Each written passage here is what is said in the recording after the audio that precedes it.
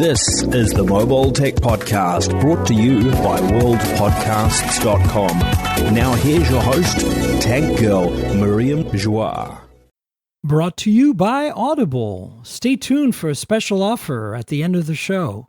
Hi, and welcome to the Mobile Tech Podcast. I'm your host, Miriam Joie, and today is Thursday, December 16th, 2021, and I have an excellent guest on the show. I have Mike Lowe of Pocket-lint here. Hi, Mike. How are you? Pretty good, yeah. It's the end of my day and the beginning of yours, which is kind of weird, but that's how technology works. That's what happens with time zones. Sometimes I do the show with folks in Asia, and then we do it at night. I mean, it really doesn't matter. Yeah. I'm glad you're on, because the big news, I think, is the Oppo Find N. We touched on it last week, because there was some leaks, and well, not leaks. I think it was more like a reveal or something from Oppo video. But I have one now. It's in the box. I just got it last night. I picked it up from DHL, so I haven't had time to touch it, but it's ready to go. Right. I've read a few reviews, or rather watched a few videos from the YouTube creators. Do you have one? Are you excited? No. What's your take on this? I was really hoping you were going to say, yeah, I've got one. It's in my hand. I can show you everything, because mine is also in the mail. Yes. So I haven't touched it. I can't tell you what it's like, but it's on the way. But we have opinions, because we've touched phones for decades together. Yeah, I'm interested in it, because obviously this year particularly, it's been pretty big for foldables and, flexibles, or whatever you want to call them. I like that, flexibles. It's cool. I like the fact there's another one that we can discuss and, talk about. But will it be a kind of total sea change towards this whole foldable idea? I'm not totally sure. Does it bring anything massively new that's exciting beyond what we've already seen from Samsung? Well, I think you kind of answered that question by saying it's a slightly different form factor. I think this is the thing about this phone. Like, it looks like they made a shorter, slightly wider version of a Fold 3, and the end result inside is an almost identical screen in at least diagonal size, but it's much more of a almost square aspect ratio. I think it's 8.4 to 9. And the outside screen is a perfect, do you remember the LG G6? 18 to 9, so perfect 2 to 1.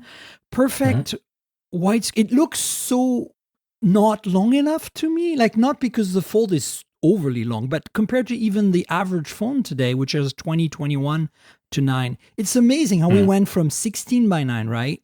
Which seemed fine, to a really stubby, longer 18 by 9, to now we're used to 20 whatever. And so I think it's cool. I like the idea that you can, at least with the front, reach the whole screen, at least from my hands. People are saying in YouTube videos I watched that it's the same size as an iPhone 13 mini, the front.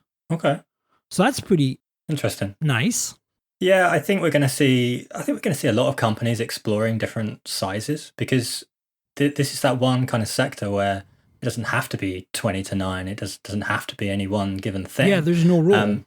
No, and actually, what is the right form factor? We haven't really figured that out yet, right? Because we've had phones from Sony that are like 21 by 9, too long. Samsung Fold 3, it's really cool, but it's kind of like a tablet. Like, where does that fit? I loved it, but I was slightly confused by it simultaneously. So I think we'll see more things that fold in different directions and ways, and it's going to be interesting to see what comes. I think personally that I'm all for multiple flip formats. Like, I like the fact that Samsung did the flip phone versus the fold phone. I think that there's room for those two things. And it's interesting that Oppo is kind of coming in going, we're going to kind of do the middle a bit, but it's leaning towards fold a bit more, I think that's a clever thing. Also, if you think back, it's like every year Oppo, they announce something kind of different and exciting, usually at the Inno Day, which is when this has been released. Last year it was I think I just called it the X, and it was the rollable. Right. It was the first properly functional one that I've seen. And actually, when kind of lockdowns were lifted in London, that was the first meeting I went to in London, was to actually see that device. So it kind of sticks in the mind a bit more, because it's like, ooh, I've gone to see people and stuff. I'm jealous, because I saw a bunch of you writing about that and doing videos, and I was like, oh man. So that also explains why some folks had their hands on and the others didn't. I guess it's because they only did it in Europe and maybe China, right? this Maybe. briefing. I think that's what I like about Oppo. I like that they have this thing every year where they're like, look, we're going to do something crazy. But in this case, it's a production device. Like, I mean, it's not coming to North America for sure. Is it coming to Europe? Do you know? Maybe. This is always the thing. It's kind of like, it could. There's no reason it won't, but right. They'll never answer that until later down the line. I mean, for us, it's certainly not coming. I mean, Oppo does not exist as a brand here. If it's coming to us, it's going to be coming as a OnePlus replica, right? I was going to say, OnePlus is changing, right? There's been some pretty clear changes with OnePlus and its software kind of approach. And I think across this year, we may see some consolidation of what that really means for Oppo and OnePlus. Is it going to be kind of taken into the Oppo brand? Is it going to be the other way around? Will you see, like you say, different versions in North America? It's quite possible. I mean, that's what I could see happen. Otherwise, this thing does have Google Play services from the videos I've watched. So my device should work here. I mean, 5G compatibility will not exist, but that's okay. LTE is going to be fine. Most of these Snapdragon-based phones support enough LTE bands that you can use them relatively well in North America. It's just some markets that have weird bands deployed extensively, in suburbia in particular, are a little more iffy. But if you're in an urban center, you're going to get LTE and it's going to be fine. I use the Oppo Find X3 Pro, which, as you know, is not sold here, as my main phone for part of the year. And it wasn't as ideal as using my Pixel 6 Pro or, even my previous Pixel, which was not a 5G Pixel.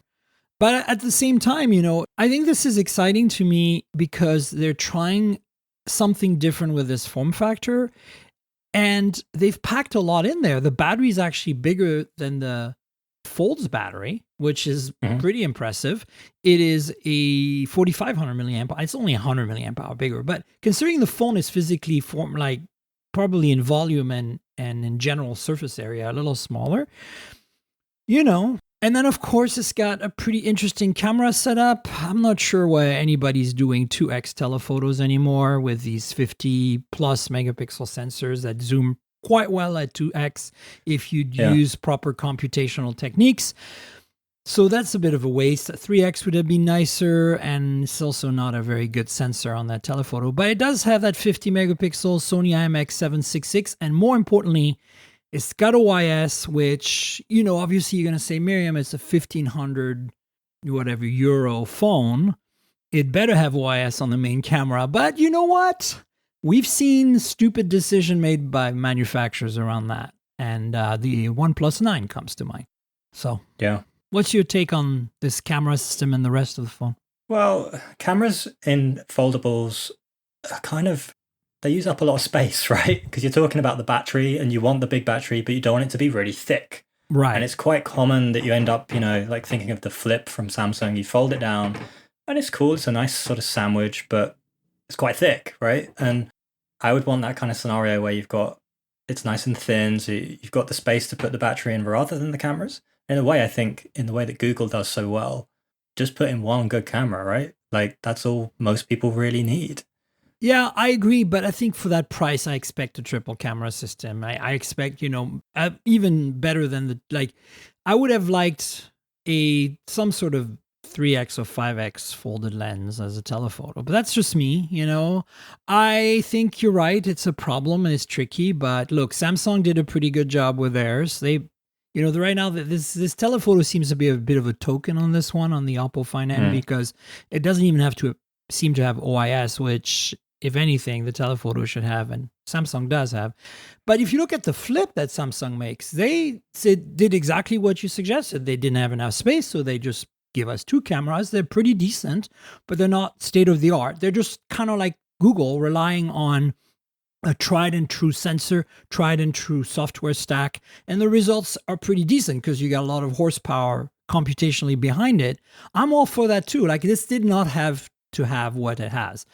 I would have been happy with the dual 50 megapixel ultra wide and main, with the same main that they have there now, and maybe a slightly better ultra wide, and we would have zoomed to 2-3x with the main sensor. That would have been okay, but I think it would have looked weird for Oppo to have a 1,500 euro phone with only two lenses in the back, especially as they're innovating so much in that space. They've done a lot of camera work in the past. And you're right, like ultimately, yeah, it's a foldable phone, but you want it to be a mobile phone, right? First and foremost, you want all the stuff that comes with that. And 1,500, I mean, it's big money, right? I mean, I think it translates to about 1,500 euros / dollars. I'm not sure exactly, but it's it's nice that it's actually a little bit more affordable possibly than the Fold 3. So they're being competitive in a very typical Oppo kind of way. They also didn't give us an under-display camera, which I feel are not quite sorted out enough yet for me to be on board, right? Generally not. I'd say the only decent one I've seen is from ZTE. Yes. In the Axon 30. I have that one, but it's still not good enough. Like, try videos. Photos are okay because it does a lot of image processing on it to kind of de-screen the photo. But I did some selfie videos and I was just like, oh, wow. You definitely see it, but I'd say it's at least twice as good as the Samsung version at the moment. Oh, 100%. That is definitely the case. So, I think it's getting there. This is an interesting package. I can't wait to open this box today and make an unboxing video for the channel. I wish I could say more. I wish I had it like here right now. Because is yours arriving tomorrow morning, you think? Or you never know with import, especially living in the UK with Brexit and whatever. So it could be next week. I was in Los Angeles, in the area of Los Angeles, Palm Springs, for a Mercedes event yesterday. So it arrived while I was gone. My spouse was out. My Ring doorbell went off. I talked to my DHL guy on the intercom. He knows me, and he was like, I'll put it on the pick up later pile when I get back to the depot. And sure enough, on my way back from LA, I stopped by DHL and there it was. And then, of course, I didn't have time to touch it all night because, first of all, you don't want to do videos at night unless you have a special lighting rig, which I'm a big believer in natural light. All my unboxing videos are shot in natural light indoors, but I don't want to add any kind of lighting. So I know I'm going to do this next as soon as this podcast is over. But the thing is that I think this has got me honestly very excited. It's like I played with the folds. I have a Z Flip because I think that's my favorite form factor right now of the two type. But this has me more excited about this kind of interim, if you want to call, or tweener form factor, because I just feel like I could actually make use of this now. It fits my requirements a little better, right? I didn't think that I needed that. And then Oppo showed us that maybe I will. I don't know. I have to use it, obviously. Yeah, we both do. I think the only other thing, I'm surprised that they didn't actually launch the rollable phone, like the whole rolling phone thing. I think it's not ready? Nah, look, I hate to say this, but I'm on board for this. I want to see this happen. But the back of my mind, my engineering mind, because that's my background, is screaming at this thing, going, no, there's no way we can make this happen yet. It's more about the foreign object problem. Like with the folding phone, if you can figure out the hinge, which they have, in terms of like the glass folding in that spot repeatedly, which, Samsung still has some issues with that because they fold pretty tight. And that's actually what interesting with Oppo is that they're following Moto's steps in the fact that they're doing a teardrop fold inside the hinge rather than a sharper fold. So they have supposedly less of a visible fold in the middle of the screen. But the problem with rollables is you're going to be doing this along a big chunk of the screen, and you're going to have dust and other stuff that's going to invariably stick to the material, which is a polycarbonate coated glass, right? That's why I'm like, I don't think they can do this reliably. Like, you're going to eventually get scratches on the display from something getting in there, even something mild. I'm not talking about sand even. I'm talking about just everyday stuff that's going to continuously create like repeated wear in the area where the display rolls, I guess. So I know what you're saying for sure. And I remember seeing a TCL prototype as well. And that very, very clearly had that issue. Like, it had, horizontal scratching right across. You could see it in detail. This one from Oppo, it had like a pretty intelligent way of kind of buffing away the stuff that could go in there. It can't be 100% good, but it was definitely a step forward. So I think once that's fixable, if that's even possible, then maybe that's the next step in what we'll see. Oh, maybe. I think it's possible. I'm just not quite sure where they're at. I think we need a bit more material engineering on the display side. I think that we have this promise of folding glass, which is really glass and not just tiny particles of glass that happen to be thin enough to fold and are held in place by a polymer. Once we have that, once Corning can give us what the Holy Grail, which they've been working on, so it's only a matter of time, folding phones are no longer going to have cracks that are visible, and rollable phones are not going to scratch. And we're going to have a ton of them in every shape or form. And there's going to be Z ones that fold in Z shapes, like 2 hinges. There's going to be ones that hybrid roll and fold, like that TCL one we saw. There's going to be a bunch. And I think it's going to be a fantastic, exciting time. Yeah, it sounds cool. It's also going to be expensive. Well, isn't everything right. Worth paying for, right? That's how it goes. The other thing that surprised me, frankly, about this phone, after our time in Hawaii together at Qualcomm, was that they did not put a Snapdragon 8 Gen 1 in this phone. You're going to say, well, it's been in development for a while, but I am still surprised because Oppo had announced, well, they didn't announce, but they implied they'd be one of the first with an 8 Gen 1 phone. Moto's announced theirs. We know Xiaomi's going to drop, something very soon with the 12. And then I thought this was going to be Oppo's moment for that. No. So I think it was yesterday. They confirmed that the next Find flagship would be running MediaTek Dimensity 9000. Oh my God. Well, that's a big piece of news. I have to add that to the roster. I missed that completely. Okay. Yeah, it came from MediaTek Direct. Can't remember who's in the quote, but it's someone high up in the company. And that's the statement. It's a pretty big one because obviously Oppo has also just developed its own silicon, Mari Silicon, I think it's called, which is 6 nanometer. At the moment, it looks like that's just being used for signal processing for camera stuff. So whether that's going to be in the Find X4 with the MediaTek stuff on the side, I don't know, like how they're going to figure that out. But yeah, I kind of wonder, is it Oppo's end of Qualcomm's reign for them? I don't know. I'm not sure because I think we're talking about the Find X4. I'm wondering what's going to happen with the Find X4 Pro. Often these things are staggered, right? We've seen it before where you get... Because we've seen this, right? Like we're going to talk about the Vivo X70 series, you and I. And one of them, well, there's multiple, but the 2 top ones have... That's true. 888 and MediaTek Dimensity 1200. Yeah, I think it's 888 plus. So I'm wondering if that's going to be the same deal. In fact, I would argue that BBK Group in general, Vivo, Realme, Oppo, OnePlus, have been doing this kind of 2-tiered approach this last 6 months with almost every flagship they've made, where the flagship has a Qualcomm Snapdragon 888, and then the MediaTek Dimensity 1200 is right in the model below. Every time. Which was the other one that was like that? Well, I guess you could say, putting aside the OnePlus 9, which I think is a odd ball, sticks out in a bad way in the lineup of OnePlus because it's too expensive and it's missing significantly important features at that price point, like it doesn't have a metal frame and it doesn't have OIS.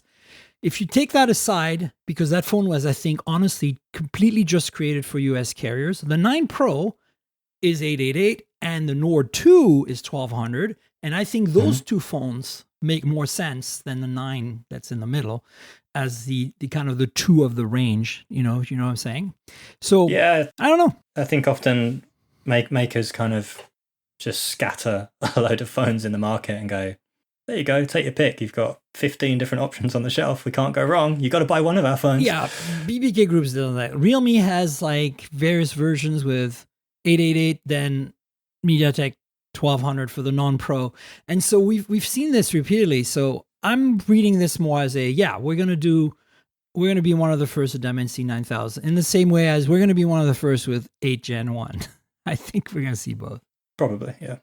Yeah, although Xiaomi seems to be the lead on that. That's the big one. Xiaomi 12, as and when that happens. I think you're right. That's going to be the first like more global phone to launch.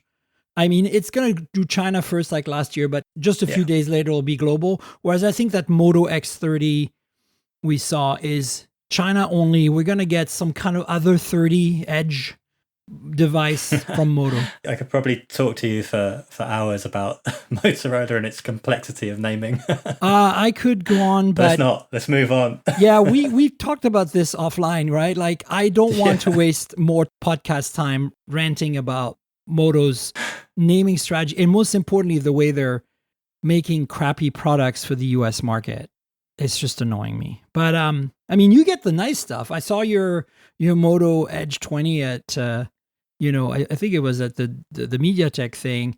And I know you said you dropped it and broke it right after. Oops. Yeah. Oh well. That's why you're going to get the next one now. It gave me an excuse to move on, you see. It gave me an excuse to move into my next phone. Yeah. So what did you pick? I've always got like a whole section lined up, right? I went into the Vivo, actually. Okay, so it just seemed a bit different. This seems like a good segue to talk about that. We're going to stay in the BBK land. We're going to talk about Oppo smart glasses after that, but let's stay in BBK land. You have the Vivo X70 Pro Plus. You're the first guest I've had that actually has one. Mm-hmm. And I requested one and they said, sorry, Miriam, we don't have any left. Can we send you the X70 Pro as a consolation prize? And I said, sure. It still has the gimbal. It still has the folded telephoto. It still has actually, if you look at it, it's very similar to the X60 Pro Plus before it, because the X60 Pro Plus had a few flaws. Mm-hmm. I have that one. And it came out 6 months before, which is really weird. I don't know why they came them so close together. But anyway, the X60 Pro Plus, as a matter of perspective, has the gimbal, has a very large Samsung GN1 sensor as a main sensor, 50 megapixel. It has a 5x folded lens, and it has that 2x portrait lens, which is essentially a telephoto, but without a YS.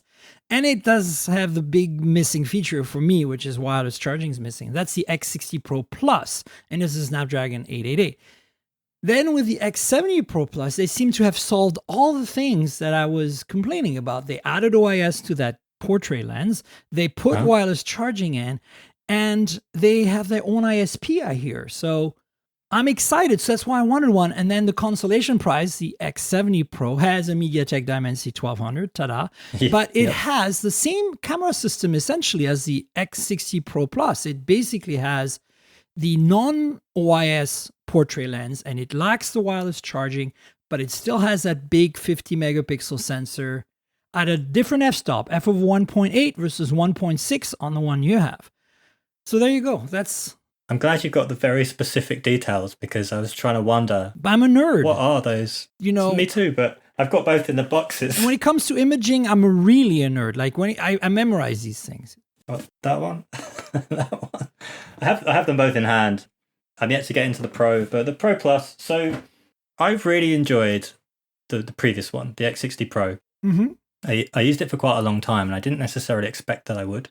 The Pro Plus or the Pro of the X60? Just the Pro in that case, yeah. Okay, it's interesting because I had both sent to me like you, and I immediately left the 60 in the box, the 60 Pro, and I grabbed the Pro Plus. The reason I went for the Pro, well, they might not have sent me the other one. That could be the reason. But it was pretty clear that was the one that would definitely be launching in the UK. So I wanted to have a reflection upon what you could actually buy. Right. Basically. Yeah. And so going back to this X70 Pro Plus, how do you feel about this phone? Are you happy with the images you're getting from it? I feel kind of conflicted, right? Because I really enjoyed the 60.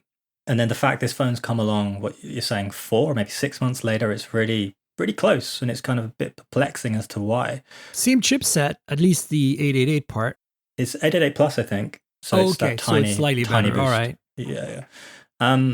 And I found the software to be quite buggy, and it's really annoying. Like to the point that it can just crash, or just give you like a runtime error in an app when you're checking into like an airline flight or something. Wow. Yeah, it's really annoying because the 60 didn't do this. I didn't have problems with it in any regard. So it's been really kind of grating me for like the weeks I've been using it. But the cameras are really good. So I've kind of stuck with it. And I was using it for weeks. And even on those times where it's really annoying me, I was like, oh, but the big camera is really good. And for video as well, that gimbal, and you've used the gimbal before, right? There is no other... It's so good, because I had the X50 Pro before that, so yeah. Yeah, I mean, there's no other camera maker that, well, phone maker that I can think of that implements a system that's anywhere nearly as good as it. Like, it's so good.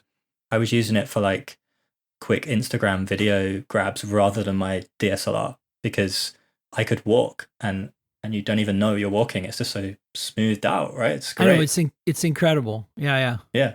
So that's the reason to stick with it for sure. Like, it's amazing. Well, so here's my take on the 70 Pro non-plus. Mhm. It's the one you might want to get out of the box since you have both, because I have zero software issues on mine. I wonder why. And really, the only differences are the four things I'm going to list right now. F-stop is 1.8 on the main lens instead of 1.6. The 2x telephoto portrait is not stabilized with OIS. There is no wireless charging, and it's a MediaTek Dimensity 1200. Everything else is the same. Same display, same, RAM and storage configurations. It's quite big, isn't it? It's 6.8 inches, I think, from memory. Like the screen. Is it a little... Okay, it might be slightly different. I thought it was the same because I looked at the numbers. I didn't actually look at the display size. Good point. But I took it with me to Hawaii, and it was great. Mm. And I didn't make it my daily or anything. I had my Pixel still with me. But I just felt that every time I used it, it chugged along just happily. And the photos it took were really solid, with the caveat that, I know it's not the best, compared to the Pro Plus, because, it's missing a couple of things. But in day-to-day use, I didn't notice any difference. And I do kind of like the color science that Vivo has going. They have that collaboration with Zeiss, right? So right. There's actually a setting within, I think, the camera app where you can say have Zeiss natural color. So you can make it look less pronounced if you want more kind of classic photo. But it feels more sorted to me than the Hasselblad color science on the OnePluses. You know what I'm saying? Yeah, I think I wasn't totally taken by the OnePlus. No. It just didn't feel quite cohesive across all of its different cameras. Whereas actually I think this one particularly, because as we're saying, this has got 4 main cameras. So you get the base super wide, which is 48 megapixel. Then you get the 2X, which I think is 13, and the 5X, which is 8. And you can really pinch between all of that quite naturally. The finishes look pretty similar. The quality isn't the same because it's just not going to be. But like even still, like the fact you can get like a 5 times proper zoom, and I was like shooting someone on stage, and it's a bit grainy, but like it's usable. It's pretty decent. I mean, I was comparing it to the 4X on my Pixel, and it was holding up most of the time. It started falling apart a bit in low light because, 8 megapixel. But I think it's a fine phone. Again, using this in the US is a lost cause. You don't get 5G, limited LTE support, etc. But I still think that if you don't live in North America, and you maybe can't afford the Pro Plus, I'd say go for the 70 Pro regular. And for me, it's the wireless charging. I just wish these phones, I wish that BBK Group in general, once their phones cost over $500-600, automatically come with wireless charging. And Xiaomi as well. I don't know. I feel like it's time, Apple has the iPhone SE that has wireless charging at $400, $450, whatever it is. Google doesn't do it either at the cheaper price points, but I just feel like it's such a cheap thing to add, and it's not like you need it, especially when you have 65-watt charging or something, but it's nice to have because a lot of cars have wireless pads, and, even if you don't have one in your home, I think chances are if you have a car that's anything in the last 2-3 years, you're going to have a wireless cheap pad in there, and you'll want to use it. Good for Starbucks.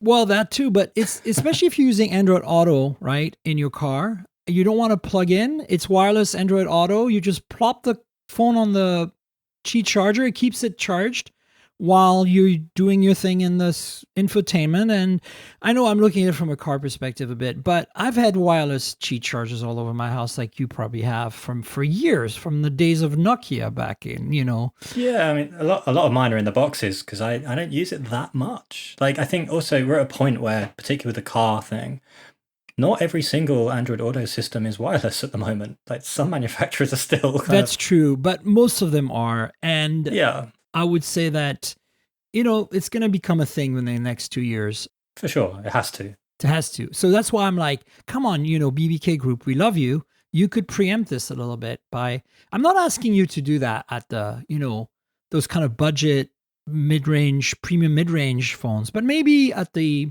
entry-level flagship level, like the OnePlus 9, which in the US has wireless charging, but not all regions. But like this X70 non-Pro could have had it. Thinking of some Xiaomi phones I recently reviewed, like the Xiaomi 11T Pro, it could have had it. It's almost the same price as the Mi 11, and yet in some ways is inferior. It doesn't have OIS again as well, like a plastic frame. Like, why would you not spend 30 quid more and get the Mi 11 that's 6 months older, but has a metal frame, a quad HD display, OIS on the main lens, and wireless charging? Like, I don't understand Xiaomi's strategy with the T series this year. I reviewed that recently for Geekspin, and I was just like scratching my head. But let's get back to Oppo real quick and mention this pair of glasses or whatever. No, not pair of glasses. It's more of like Google Glass, one-sided monocle smart glass AR device that clips onto a custom pair of glasses. It doesn't work with any glasses, right? I've not seen this in detail yet. This is the Air Glass, right? Yeah, the Air Glass. That's what it's called. Thanks for mentioning it in words. Well, basically, I think the story here, I'm going to link to a whole bunch of Pocket-lint stories about the stuff we're talking about. It looks like it's basically a heads-up display like Google Glass was. But instead of being an independent product, it comes with a pair of glasses. But I think you have to use their pair of glasses, and you can unclip the AR part anytime you want. Yeah, I'm reading it now. So it's they call it an assisted reality display, Ooh. Which is it's a monocle style display designed to fit on custom spectacle frames. So it is custom. Sounds a bit crazy. I'm never totally sure about this whole augmented reality kind of reality because go back to Google Glass days, right? Yeah, that was cool. That was exciting. Total flop. It couldn't ever go anywhere. And then it's reignited as an idea for business, which actually is really intelligent and it works really well. But in a consumer space, I just don't really see this as ever being a thing, personally. No, but this is China only, and it's it's days of Oppo. I mean, it's worth mentioning. I'll link to a story. I feel like Google Glass. I have a pair. I bought one. I still have it. It's a waste of money. But did you get the day one? Were you day one? No, I wasn't day one. Oh, not the Explorer. Oh well. But I feel that it was a cultural disaster more than a technical disaster. I think it worked. Battery life, for the technology for the time, battery life obviously was a challenge. But considering what technology it packed, it was the beginning of HDR Plus in the computational pipeline of Google. Like that 5 megapixel camera on there, which was tiny and crappy, took incredibly good photos. I have so many good photos I took with my Google Glass, just wearing them. And for that alone, I think technologically we can say it was a success. Sure, the battery life was the biggest challenge, but put today's chips in there and it would be perfectly fine. I think it's more like the way they introduced it and what it meant culturally very quickly, especially here in Silicon Valley, which destroyed it. People got so up in arms. Look, you don't see people freaking out about the Facebook glasses as much, the Ray-Bans.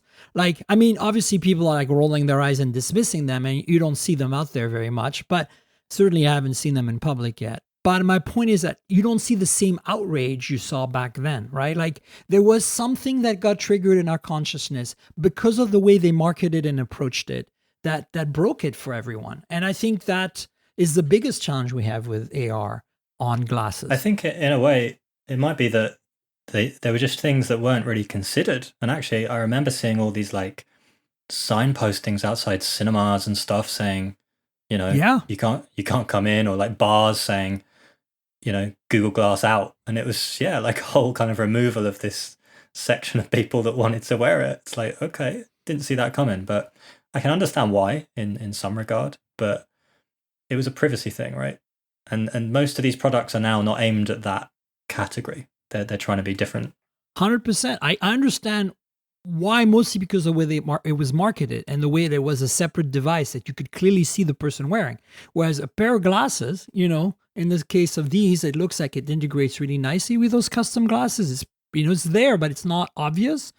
And the same way with these Ray-Ban Facebook glasses, they look like Ray-Bans. And so people are not going to be quite as you know, on their, on their toes about them. And I think it was a faux pas the way Google marketed it, and the way the founders back then were, as you know, were still in the public eye. Sergey and Larry were portraying them. I think that, rubbed people the wrong way. And now we're kind of, it's a bummer, because going back to what I was mentioning, I was in LA for a Mercedes thing.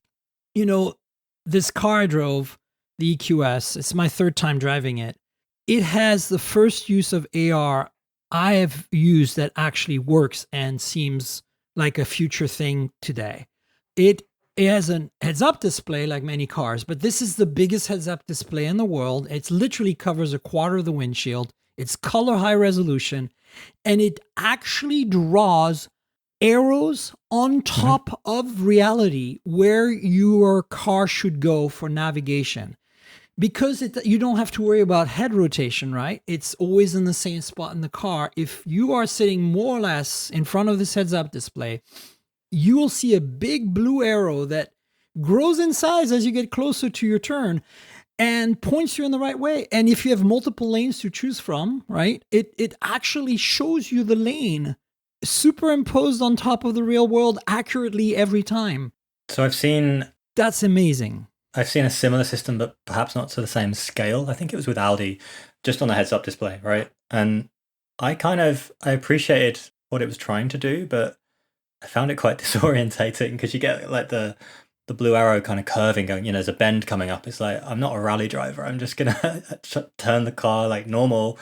But the fact it's moving, very sort of visibly moving, I just found that quite distracting and strange. I think it's a learning curve. This one's more like steady, and it grows in size. And if you start driving like left or right a bit, it continues pointing at the right thing. That's the thing that surprised me the most about it, how accurate it was. Mm-hmm. It sticks with the object in real life very accurately. And for that, and it wasn't too distracting. So my point is, if we can have this in a pair of glasses like the ones you're wearing or the ones I'm wearing, for those of you watching the Patreon video right now, that's kind of what I want. I want that level of AR, but in a kind of corner of my eye way. And the reason it works with the heads-up display, it's really low. It's that bottom driver's side quarter of the windshield, and it's floating 12 feet ahead of you, so you don't feel like it's in your face. I would use that for Google Maps directions. Exactly. That'd be great in like a foreign city. That'd be perfect. But I don't want the social stuff to come with it, right? Like we're talking about Google Glass and so on. I feel like there's so much discussion at the moment about metaverse and such like that it's all getting a bit lost and a bit confused, I think. And for sure. I just want something that could be simple and straightforward and does something really well. And that hasn't happened yet. So maybe this is the one. Who knows? I doubt it. Me neither. What I really want is navigation like you discussed, but I also want, remind me who that person is. Remind me, what did we talk about last? When's the last time I saw them? What's the context? That would be, for me, a lifesaver, because I meet so many people as a journalist, this. We meet so many people. Eventually, you get to know who they are, and you remember them, and you remember their lives. But it takes a while. Like, I'm not good with names. I'm not good with faces. And I feel it's very nice to have that personal connection with people. I want to remember what their kids are doing or whatever they told me, but I'm very poor at that. So for me, an assistant in my AR device would be that kind of like extra memory module, short of being jacked into the matrix. I'd be able to recall things, and eventually I wouldn't really need it for that person, right? And it would maybe I might dismiss it. I'm like, oh, that's Mike. Yeah, I know Mike. I know what he does. It's cool. You don't have to overlay Mike anymore. But if you could overlay that guy I met yesterday at the Mercedes event, that would be cool. I think it's a really interesting idea. It's quite a dangerous idea at the same time, though, isn't it? Like, how far can you take that? Is there a point where actually? Oh, for sure. There's so many implications. But I'm not here to worry myself about that. You see, I'm here to worry myself about the tech. And I think that's the biggest problem, is that we need people to worry. We need the engineers. We need those startups. We need Silicon Valley to care about this stuff. And let's rapid fire through some news items, leaks and stuff. It's not super exciting. I just kind of want to mention them. There's Galaxy S22 colors and storage options leaked out there. This was on Pocket now. And basically, it's just more renders, more leaks. Clearly, this thing is coming soon. I'm pretty sure we're going to get the S21 Fan Edition at CES or nearby that time frame. I have not heard anything from Samsung, but they don't talk to me, so I don't know.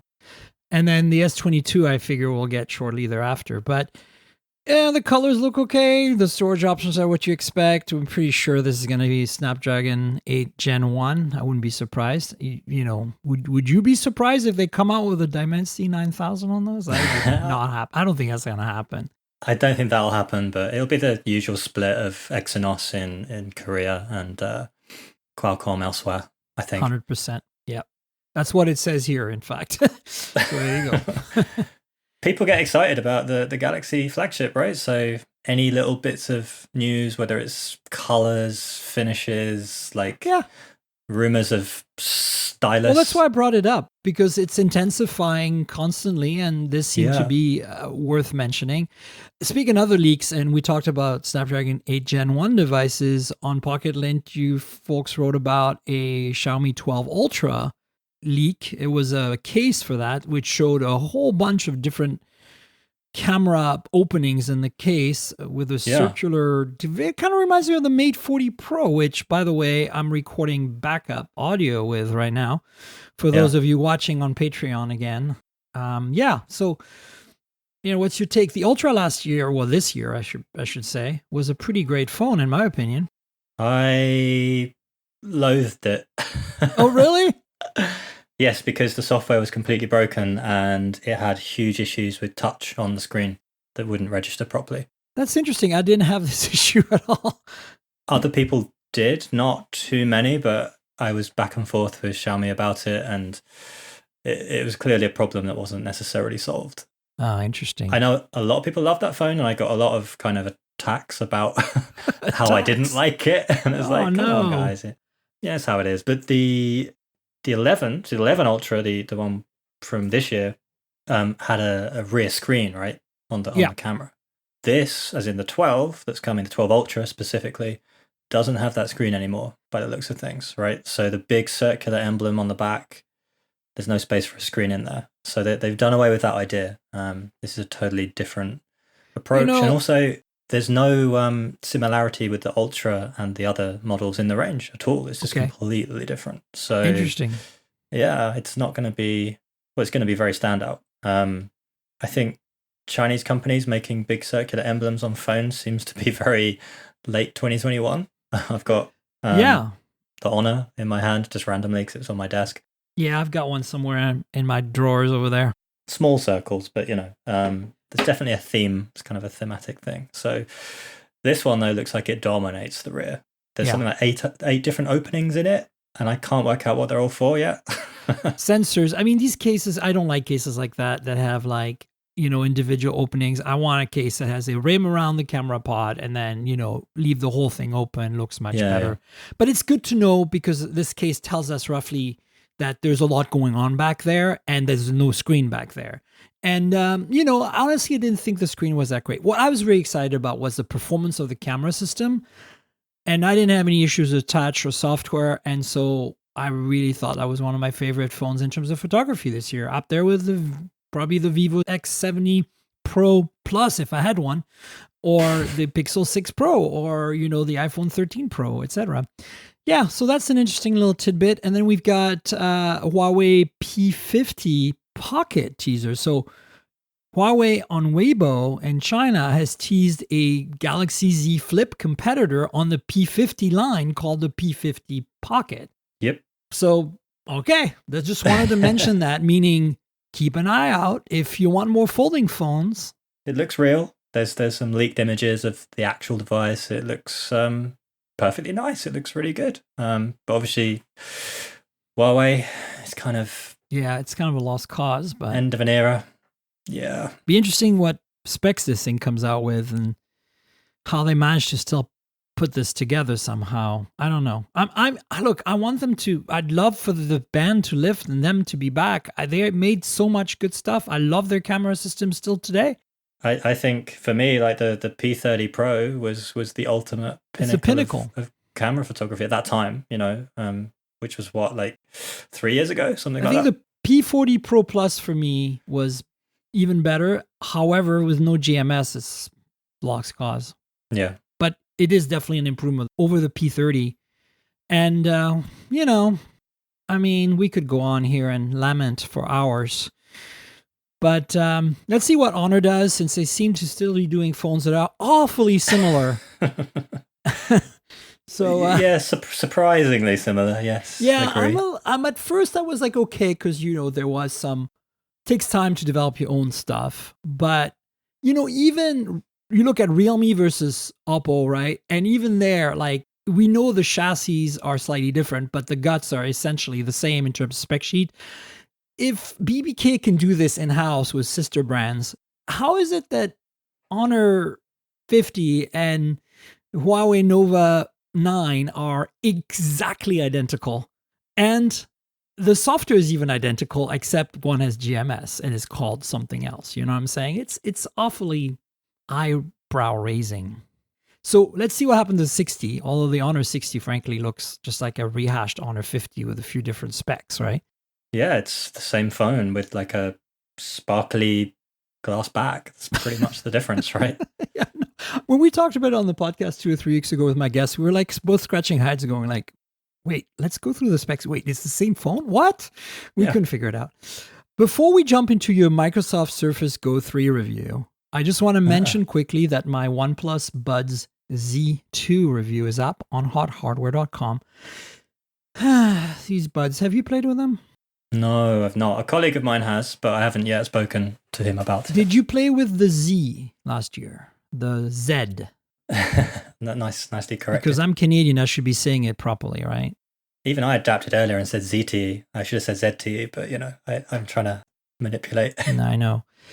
So here's a quick. I'll let you read it because I want to hear your Microsoft stuff. But in a nutshell, the Z series, the Z series are basically. We had 4 earbuds now. We've had the OnePlus Buds, which I thought were great. I'm very picky about sound, and I thought they sounded great. Of course, they didn't have silicone tips, so the sound varied highly with the fit and the shape in your ears. So some people hated them, some people loved them.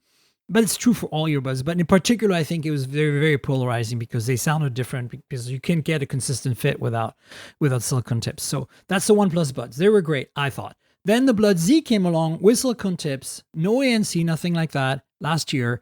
And they were like a detuned, cheaper version. And honestly, they were pretty good. A little bass heavy for my liking. I'm not into that. But I gave them a pass. I reviewed them.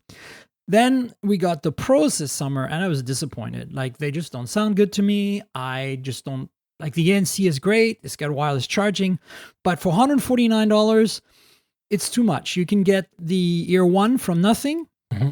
You can get the TCL Move Audio S600 for $99, which both of these have ANC and wireless charging and sound significantly better out of the box before having to tune them or do anything. So at that point, I felt that, like the OnePlus 9 in many ways, that OnePlus lost the plot, that they were trying to position themselves more premium, more like AirPods Pro territory, but not really delivering the goods to match that, and then had competition at lower prices that did better job. So the Z2 are kind of like, they took the Pros and cheapened them, right? And kind of like the Zs took the originals and cheapened them. And so these are physically almost virtually identical to last year's Z. So that's actually an interesting thing because the Pros this summer were not looking at all like the original Buds. They were very much their own thing. Whereas this is very much like, if you put them side by side, you wouldn't know which one is which. It'd be hard for you to tell. But they have ANC, but no wireless charging, and they cost $99. And again, at $99, I can get a pair with wireless charging in these TCLs and the Nothing Ear Ones. So OnePlus, what are you doing? The good news is that they sound pretty much like the Zs from last year. So I feel they sound better than the Pros, not as good as the originals, but have ANC. And so, if they go out on discount, on sale, then maybe they'll be a good deal for some people. But I can't help that I have them here for those of you watching on video on Patreon, and I have these Realme Buds Air 2, and those things are $49 and have ANC as well. They're essentially identical, except This is $50 less and sound better out of the box. And I'm like, again, what is OnePlus doing here? Like, do you think that we're going to see a rectification of their strategy for 2022? Because I feel that they got lost, at least for the US stuff this year. Like, it's too expensive, not competitive enough. They're cutting out features that we expect at that price point, and Google just ate their lunch, basically. Yeah, I think the company is quite fundamentally changed over the course of its life, right? You think back to OnePlus One was cyanogen mod, super different to what we've come to now over the course of something like 7 years, 5 years, I can't remember. OnePlus has fundamentally changed. It was this super affordable flagship style device, and now the price has crept up and up and up and up, and they've started to cannibalize Oppo's market, which is effectively the same as OnePlus. Yeah. But see, for us, it's different. We don't get that. So for me, all I see is that, why wouldn't I buy the Oppo product if I had more money? And why wouldn't I buy the Realme product if I had less money? They're better in some ways at their respective price points than the OnePlus product. Yet here we only get the OnePlus product. So, We'll see what changes. I think this could be the year when things are going to, I think they got the message. I feel like every time I talk to the OnePlus PR folks, they're aware, I think, that there was a misstep in 2021 for their product line, at least in the US. And I think they're going to rectify that next year. They have the potential to do it. They have tons of devices that are fantastic. It's just a matter of I'm not against them remanipulating and engineering the lineup between those three brands. And of course, then there's Vivo on the side. And EQ, I have a bunch of their phones too. Well, how do you say that? I don't even know if I'm saying it right. I'm not even sure. But I feel like, I just want OnePlus. I'm not asking for OnePlus to become the value leader, but I want them to be competitive and not cut features out that are critical, like OIS on that OnePlus 9 or plastic frame. Like on the Nord 2, that's fine. You're trying to hit a price point, cut corners where it matters, but don't cut corners on a flagship, even if it's the lower flagship of the two. I think that just rubbed me the wrong way. There's just too many versions of their devices, right? So hopefully with the OnePlus 10, which should, I think, launch in early 22, maybe even January, get that right and do that in two different versions, and you're good, right? Do you think we're going to get it that early this year? I think it'll be early. Yeah, I think so. That's the rumor. That's what we're going to be busy. Usually we kind of chill out between CES and Mobile World Congress, but not this year, huh? If these things happen. I mean, I'm hoping everything happens and goes ahead. Well, I mean, I'm going to CES for sure, but you're right. MWC is still up in the air, right? Yeah. Oh, man. I'll be at CES too if Britons aren't banned from America by that point in time, but we'll see what happens. Right. I've got a ticket, so that's a good start. So, Microsoft Surface Go 3, you reviewed it. I'm just bringing it up. I know it's not the newest thing, but you recently reviewed it. And, it seems to be the forgotten child of the entire lineup this year. And I'm glad you took it for a spin. Tell us what you think. I like the original Go. I never played with the second one, but yeah. So you've kind of summed it up pretty succinctly there. It is. So if we wind back to when the whole Microsoft showcase happened this year, they announced so much cool stuff for the US market in particular, because you guys get it way before we do, which is why this review seems a bit late, because we get the product later. And then at the end of all of that, it was like, and here's the Go 3, which is basically exactly the same as the Go 2. Almost nothing is different. And because of the passage of time, it's just not as exciting now, right? It's not as cool. It's kind of like a Go 2 with Windows 11, pretty much. So they haven't even updated the processors or anything, or given it a 120 hertz display or anything. They have changed the processors. They're slightly uprated, but I think it's still, from memory, I think it's a Pentium Gold at the baseline one. So it's not great. I had a Core i, so it was better, but it doesn't perform that well. And the thing is, I think, because I love Surface, I think the whole product line is fantastic. Like, yeah, Microsoft has figured that out. They've got the design down so well. But not so much at the bottom end of it. And I think they need to focus on that premium sector they do so well. And the Go is kind of a little bit at the end, maybe at the end of its life. I don't know. It has some value proposition, but I kind of felt like I would prefer to have a Chromebook, and that's kind of saying something. I feel the same way. I mean, I really liked the Go when I had it. but I didn't like it enough to go like happy, happy, joy, joy, as it were, if you're a Ren and Stimpy fan.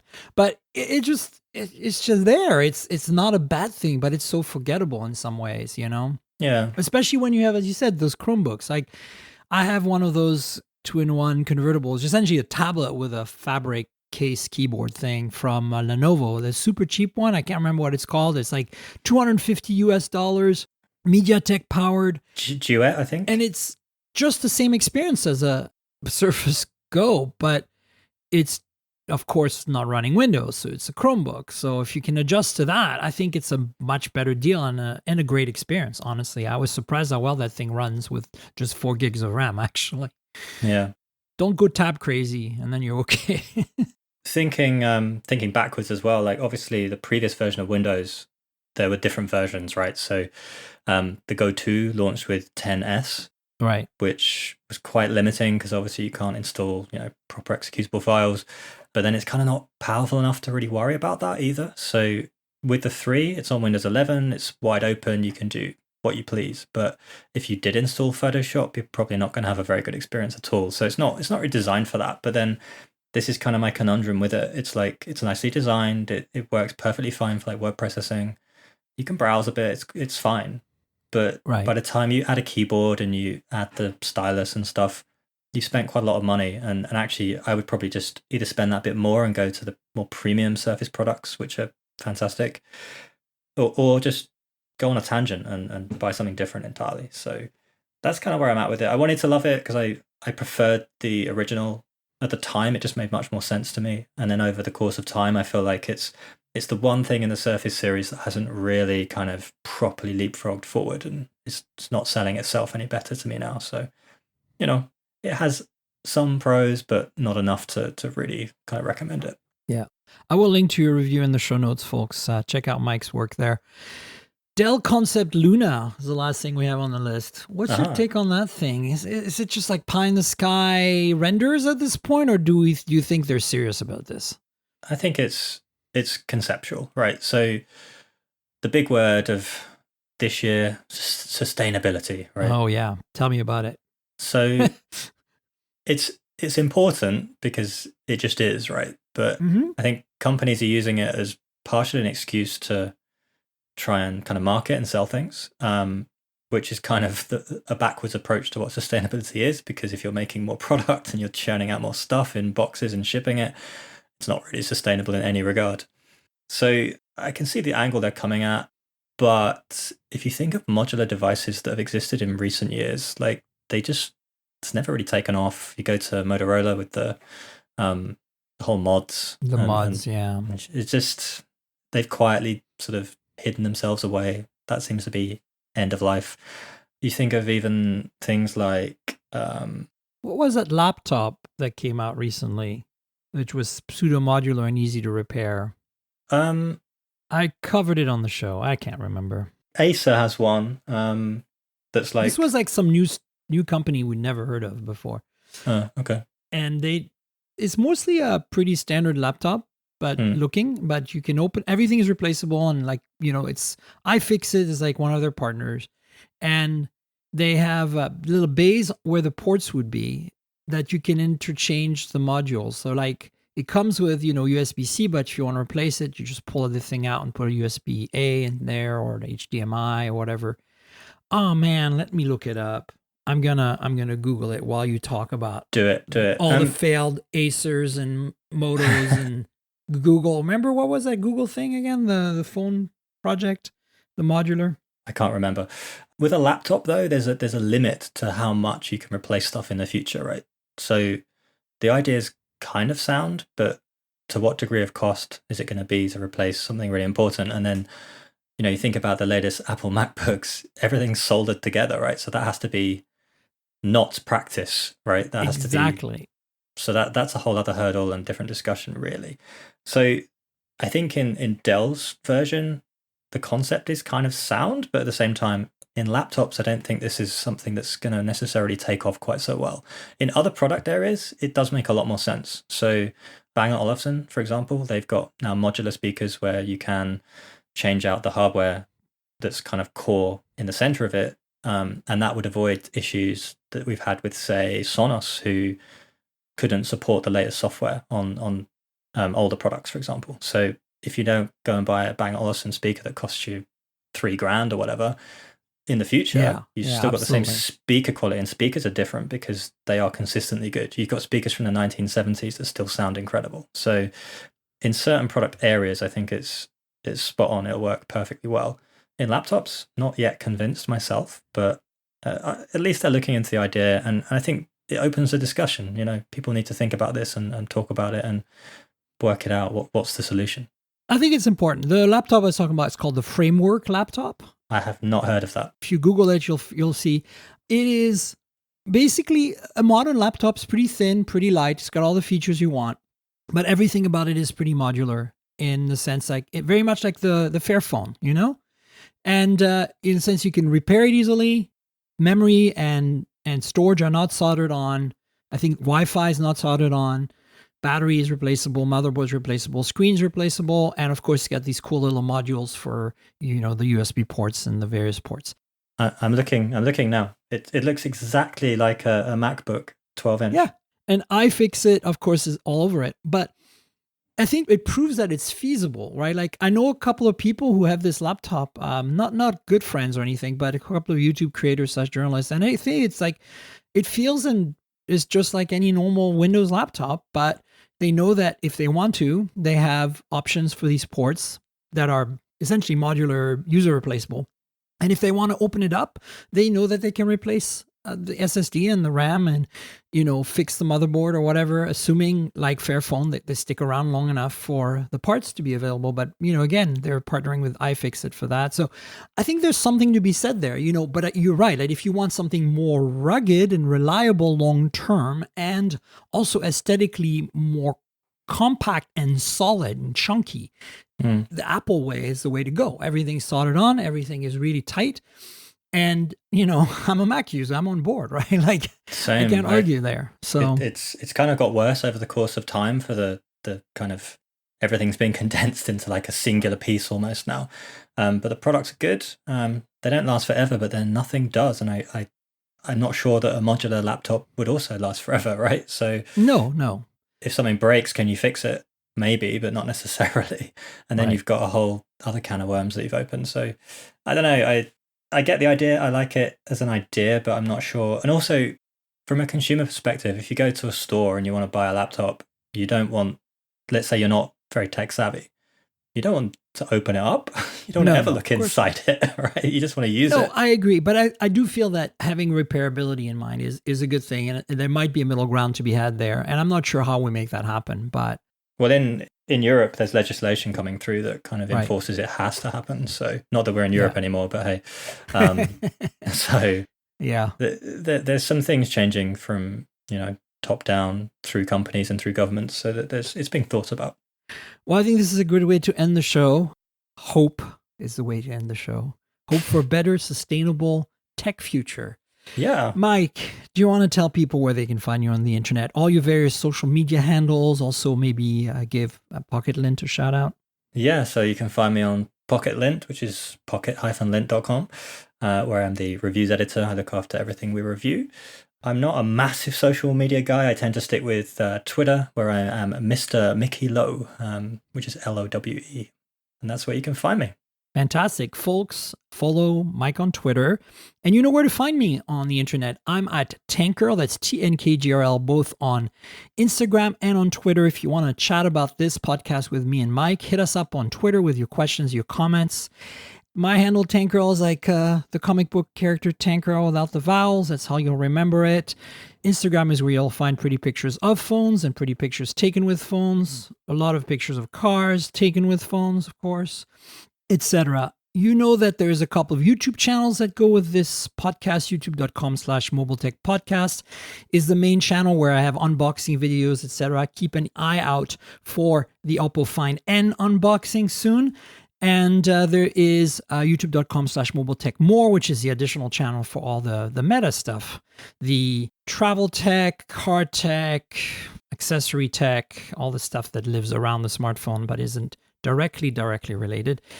You know how YouTube works. So like, subscribe, tell your friends, click the little notification icon, do all that good stuff. Comment, let me know what you think, and I'll be there. Also, the podcast lives at mobiletechpodcast.com. So if you are following Mike here for the first time and you want to subscribe, you can go there, but you can also just go to Google Podcasts, Apple Podcasts, Spotify, Pocket Casts, everywhere good podcasts can be found. So please subscribe and tell your friends. And if your app lets you rate or review the show, please do that. That helps for people to discover the show. I'd appreciate it. I also have a Patreon. I've mentioned it a few times on the show. It's been going on for months now, but I think a lot of people don't seem to know that it exists because I always do the promo at the end. So if you want to watch this podcast on video ahead of the audio version a little bit, like a day or two, kind of more raw, less edited, check out the Patreon. There's a tier for that. You get to watch on video before everyone else and instead of the public audio version. Patreon.com/tankgirl. That's patreon.com/TNKGRL. There's also a Discord server you can join if you want to chat with me about anything in a more direct way than Twitter. Yeah, check it out. Help me out. You know, this is a labor of love for me. I write reviews to other publications because that pays the bills. The podcast is kind of breaking even. So if you want to help, that would be great. Patreon is one way. And the other way is PayPal. There is a PayPal link in the show notes. You can click through that, make a donation. I got a donation this past week. Thank you so much. You know who you are. I appreciate you. And I appreciate all my patrons. Thanks for joining, folks. I don't have anybody new this week to thank, but I know you're there and I appreciate your contribution. Finally, I want to thank Audible, our sponsor. They've been with us for a really long time. They're wonderful. If you like to read as much as I do, we've got a great deal for you. You can get a 30-day free trial. You get a book that you can keep at the end. That's kind of fun. You know, whether you stay or not, you get the book, but I think you'll stay. I love books and I just love to read. The problem is that I'm busy, I'm traveling, I'm always on the road, and it's really hard for me to focus on a book with my eyes. When I've been sitting at a computer all day writing, my eyes are tired. So having somebody read a book for me is just wonderful. So that's what Audible provides. They don't just have books. They also have like some short content, some podcasts, a bunch of other stuff, and an incredible selection of reading materials. And of course, some of the books are read by the authors, which I think is really fun. So if you want to help out and help Audible, help me, etc., check out our deal. audibletrial.com/mobiletech is the URL. That's audibletrial.com/mobiletech. Again, 30-day free trial. You get to keep a book at the end. Consider helping them, helping me. I'd appreciate that. And thank you, Mike, for being my guest this week on the show. No worries. Thank you. I appreciate it. And we'll have you on at some point in the future, obviously. But folks, you know we'll have another show coming next week. So stay tuned for that. Until then, cheers, everybody. This has been the Mobile Tech Podcast with Tank Girl, proudly presented by worldpodcasts.com. You can visit us online at mobiletechpodcast.com.